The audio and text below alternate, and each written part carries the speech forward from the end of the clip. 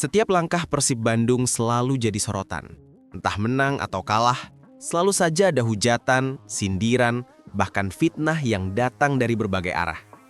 Tapi, apakah semua itu murni karena rivalitas? Atau ada sesuatu yang jauh lebih besar? Sesuatu yang selama ini disembunyikan dari publik?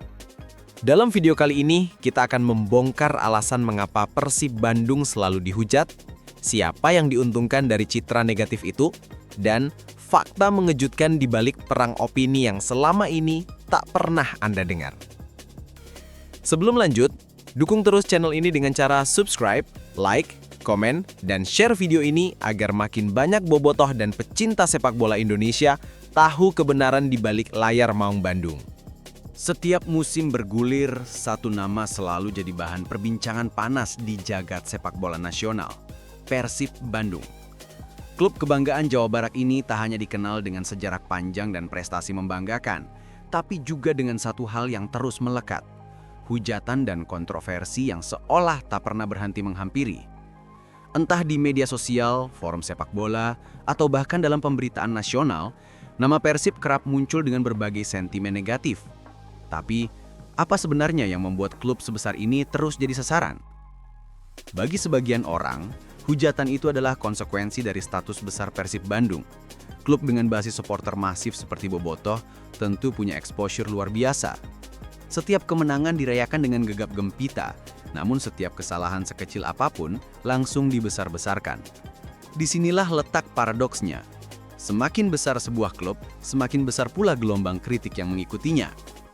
Namun tak sedikit pula yang beranggapan bahwa ada sesuatu yang lebih dalam, bahwa hujatan terhadap Persib bukan hanya soal rivalitas atau hasil di lapangan, melainkan bagian dari perang opini yang telah berlangsung selama bertahun-tahun. Sejumlah pengamat menilai, Persib telah menjadi simbol emosional dalam sepak bola Indonesia, antara kebanggaan dan kebencian. Semakin sukses Persib, semakin banyak yang ingin menjatuhkan, ungkap seorang jurnalis olahraga senior yang enggan disebutkan namanya. Fenomena ini makin diperkuat dengan perkembangan media sosial. Platform seperti X, Twitter, Instagram, dan TikTok menjadi ladang subur bagi konten provokatif. Setiap unggahan tentang Persib bisa langsung meledak, menimbulkan ribuan komentar, baik yang mendukung maupun menghujat. Ironisnya, algoritma media justru mendorong isu negatif agar makin viral, karena interaksi tinggi berarti perhatian besar. Jadi, apakah Persib benar-benar pantas dihujat? Ataukah ini hanyalah konsekuensi dari popularitas dan sejarah besar yang mereka miliki?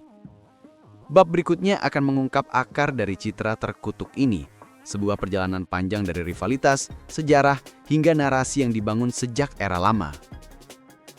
Untuk memahami mengapa Persib Bandung begitu sering diserang opini negatif, kita harus menelusuri jejak sejarah rivalitas sepak bola Indonesia. Persib bukan hanya sebuah klub, ia adalah identitas bagi jutaan warga Jawa Barat. Namun identitas inilah yang kemudian memicu benturan emosional dengan klub-klub besar lain, terutama Persija Jakarta dan Arema FC. Dari sinilah akar kebencian terhadap Persib mulai tumbuh. Rivalitas Persib Jakarta misalnya telah berlangsung selama puluhan tahun dan melampaui batas lapangan hijau. Bukan hanya soal hasil pertandingan, tapi juga persaingan gengsi antar kota besar, Bandung dan Jakarta. Kedua kota ini punya sejarah panjang dalam budaya, ekonomi, hingga gaya hidup. Dan semuanya tercermin dalam rivalitas sepak bola. Ketika satu tim menang, euforia supporter bisa menjalar ke seluruh kota. Sebaliknya, kekalahan menjadi bahan olok-olok yang bertahan berhari-hari di dunia maya. Dari situ, media mulai membentuk narasi. Setiap insiden kecil antara supporter langsung menjadi berita utama. Gambar flare, bentrokan kecil, atau chant provokatif dijadikan simbol fanatisme berlebihan bobotoh. Padahal fakta di lapangan tak selalu seburuk yang digambarkan. Banyak kegiatan positif supporter seperti aksi sosial, donor darah, dan penggalangan dana untuk korban bencana jarang mendapat sorotan serupa. Seiring waktu, persepsi publik pun terbentuk. Persib dianggap klub yang panas, bobotoh dianggap mudah terpancing emosi, dan rivalitas dianggap tak bisa dikendalikan. Padahal semua itu adalah hasil dari akumulasi pemberitaan sepihak dan bias historis yang menempel selama bertahun-tahun. Dalam konteks ini, hujatan terhadap Persib tak lagi sekedar reaksi spontan, tapi telah menjadi warisan opini turun-temurun. Kini, setiap kali Persib tampil di liga, bayangan masa lalu itu selalu menghantui. Sekalipun mereka tampil sportif dan profesional, satu kesalahan kecil cukup untuk menyalakan kembali bara lama. Itulah mengapa citra Persib sulit lepas dari kontroversi. Karena sejarah telah menulisnya begitu dalam, bahkan sebelum generasi sekarang lahir. Di era digital seperti sekarang, media memiliki kekuatan luar biasa untuk membentuk opini publik. Dan dalam konteks sepak bola Indonesia, Persib Bandung adalah contoh paling jelas bagaimana framing media dapat mempengaruhi cara orang berpikir. Setiap berita tentang Persib nyaris tak pernah sepi dari atensi, mulai dari laporan kemenangan hingga kontroversi kecil di lapangan. Namun, yang menarik, konten negatif justru mendapat porsi lebih besar dalam pemberitaan, baik di media nasional maupun media sosial. Sebuah analisis sederhana dari unggahan berita olahraga menunjukkan bahwa judul-judul tentang konflik, emosi atau kesalahan Persib jauh lebih sering dikonsumsi publik ketimbang berita prestasi atau aksi sosial klub. Hal ini bukan kebetulan. Dalam dunia jurnalisme modern, berita dengan nada negatif lebih cepat viral karena memancing reaksi emosional, kemarahan, kekecewaan, dan debat. Dengan jutaan bobotoh yang aktif di dunia maya, setiap artikel tentang Persib otomatis memicu ribuan komentar dan interaksi. Akibatnya, banyak media memilih untuk memelihara narasi panas seputar Persib demi mendongkrak traffic dan engagement. Fenomena ini diperparah dengan munculnya akun-akun anonim yang memproduksi konten provokatif. Beberapa di antaranya bahkan menggunakan isu lama atau potongan video tanpa konteks untuk menimbulkan kebencian baru. Akibatnya, publik awam kerap salah menilai situasi sebenarnya di dalam tim Persib. Padahal, di sisi lain, banyak kisah inspiratif dari klub ini yang jarang terekspos. Program pembinaan usia muda, kegiatan sosial bobotoh, hingga konsistensi Persib menjaga profesionalitas di tengah tekanan besar. Para pengamat menilai, apa yang dialami Persib saat ini adalah efek domino dari media ekonomi klik. Semakin banyak kontroversi, semakin besar keuntungan. Dan sayangnya, yang jadi korban adalah reputasi klub, serta loyalitas jutaan pendukungnya yang terus disalahpahami. Sampai akhirnya publik pun terbelah. Ada yang melihat Persib sebagai simbol kejayaan dan semangat, tapi tak sedikit pula yang menilainya sebagai klub yang selalu ribut. Padahal, jika ditelusuri lebih dalam, citra negatif itu bukan karena perilaku klub, melainkan hasil konstruksi media dan opini publik yang telah lama terbentuk.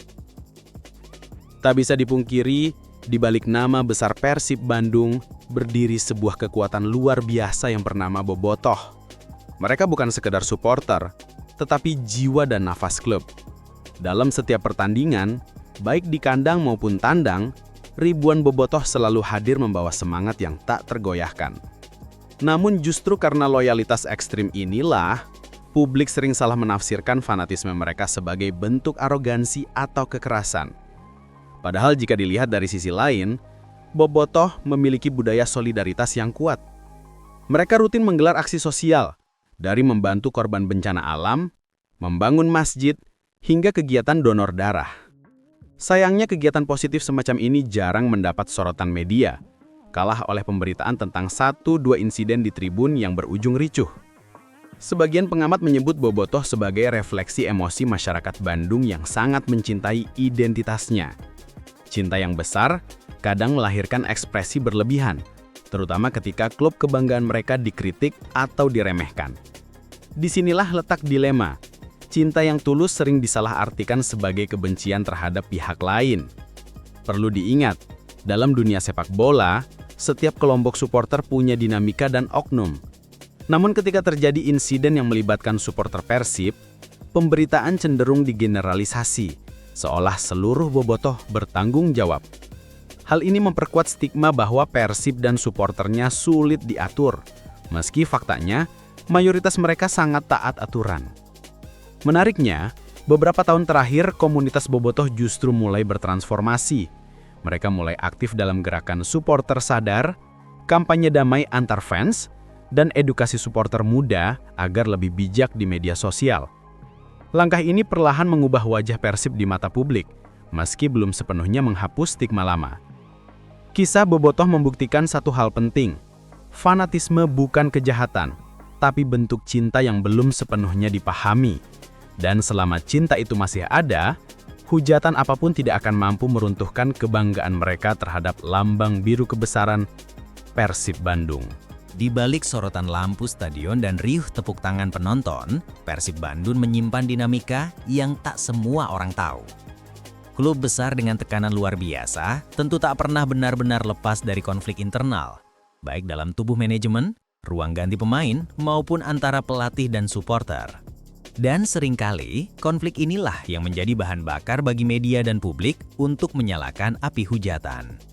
Dalam beberapa musim terakhir, publik sempat dihebohkan dengan pergantian pelatih yang cepat. Nama-nama besar datang dan pergi dalam waktu singkat, mulai dari pelatih asing hingga lokal. Di balik keputusan itu, muncul berbagai spekulasi. Mulai dari perbedaan visi dengan manajemen, ketidakcocokan dengan pemain senior, hingga tekanan besar dari ekspektasi supporter. Meski pihak klub jarang mengungkap alasan sebenarnya, situasi seperti ini mudah dimanfaatkan oleh media untuk menciptakan narasi Persib tidak stabil. Padahal, dalam dunia sepak bola profesional, rotasi pelatih adalah hal lumrah. Tak hanya itu, beberapa rumor mengenai ketegangan antar pemain juga sempat beredar di dunia maya. Dari isu klik dalam tim hingga dugaan adanya pemain yang kurang disiplin. Sebagian besar rumor ini tak pernah terbukti. Namun, efeknya sudah terlanjur membentuk persepsi negatif di kalangan publik. Menariknya, beberapa mantan pemain Persib justru pernah menyebut bahwa tekanan dari luar, bukan dari dalam tim, yang kerap membuat suasana tidak kondusif, setiap hasil seri atau kekalahan langsung direspons keras oleh netizen dan fans. Seolah klub sedang hancur. Padahal atmosfer ruang ganti seringkali tetap solid dan profesional. Namun satu hal yang pasti, tekanan terhadap Persib selalu lebih berat dibanding klub lain. Ekspektasi tinggi dari bobotoh, sorotan media nasional dan rivalitas abadi membuat setiap kesalahan terasa fatal. Disinilah ujian terbesar bagi manajemen dan pelatih Persib. Bagaimana menjaga keseimbangan di tengah badai opini? Konflik internal mungkin pernah ada, tapi yang lebih berbahaya adalah narasi yang dibuat seolah-olah Persib terus bermasalah. Dan narasi itu tanpa disadari telah menjadi bahan bakar bagi para pembenci untuk terus melontarkan hujatan.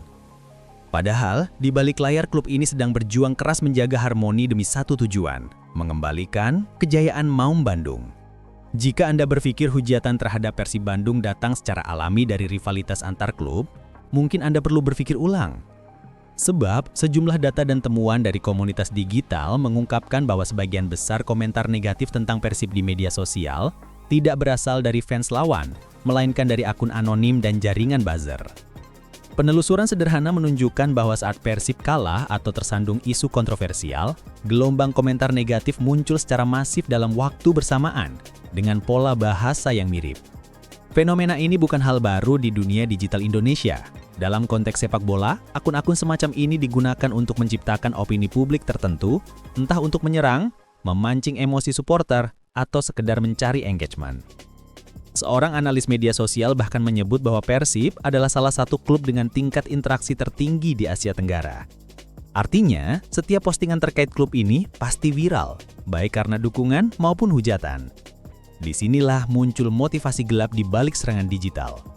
Semakin besar nama Persib, semakin menarik untuk dijadikan target karena menjamin perhatian publik. Menariknya lagi, beberapa hujatan terhadap pemain atau pelatih Persib ternyata diambil dari isu yang sudah lama dan diulang kembali seolah baru. Misalnya potongan video dari pertandingan lama atau komentar lawas disebar ulang saat tim mengalami hasil buruk. Tujuannya jelas, memanaskan suasana dan menimbulkan persepsi bahwa Persib selalu bermasalah. Namun di sisi lain, fakta ini menunjukkan satu hal yang mengejutkan, bahwa Persib adalah magnet besar dalam industri digital sepak bola. Nama Persib mampu menggerakkan ribuan akun, memicu perdebatan, dan menjadi topik nasional dalam hitungan jam. Dan bagi sebagian pihak, ini bukan hal buruk. Karena di balik hujatan yang membanjir, ada bukti bahwa Persib adalah klub yang paling diperhatikan, paling dibicarakan, dan paling berpengaruh di negeri ini. Pada akhirnya, hujatan yang selama ini dianggap tanda kebencian justru bisa dilihat sebagai indikator kekuatan popularitas. Mereka dihujat bukan karena lemah, tapi karena terlalu besar untuk diabaikan. Itulah fakta mengejutkan yang selama ini banyak tidak diketahui publik. bahwa di balik setiap komentar pedas, tersimpan pengakuan diam-diam bahwa Persib adalah raja perhatian di jagrat sepak bola Indonesia. Saya Riko, hasil suara ini diproduksi oleh Botanical Audio. Di tengah derasnya hujatan dan tekanan publik, suara dari dalam Persib Bandung justru memperlihatkan ketenangan dan kedewasaan yang luar biasa. Baik dari manajemen, pelatih, maupun pemain, semuanya sepakat untuk tidak terpancing emosi. Mereka tahu, kritik adalah bagian dari perjalanan klub besar. Tapi membalas dengan karya dan prestasi adalah cara terbaik untuk menjawab semua cibiran. Pelatih kepala misalnya, kerap menegaskan bahwa dirinya lebih memilih fokus pada taktik dan pengembangan pemain ketimbang memperhatikan komentar negatif di media sosial. Kalau kita sibuk menanggapi semua hujatan, kapan kita berkembang? Ujarnya dalam salah satu wawancara pasca laga. Kalimat itu menggambarkan sikap profesional yang kini menjadi kultur baru di tubuh Persib. Fokus, tenang, dan bekerja dalam diam. Manajemen klub juga memainkan peran penting dalam menjaga stabilitas. Mereka memahami bahwa citra Persib bukan hanya tentang kemenangan di lapangan, tapi juga bagaimana mereka mengelola opini publik dengan elegan. Dalam beberapa kesempatan, pihak klub memilih merespons kritik dengan data dan transparansi, seperti menjelaskan kondisi finansial, strategi rekrutmen, hingga alasan dibalik keputusan teknis.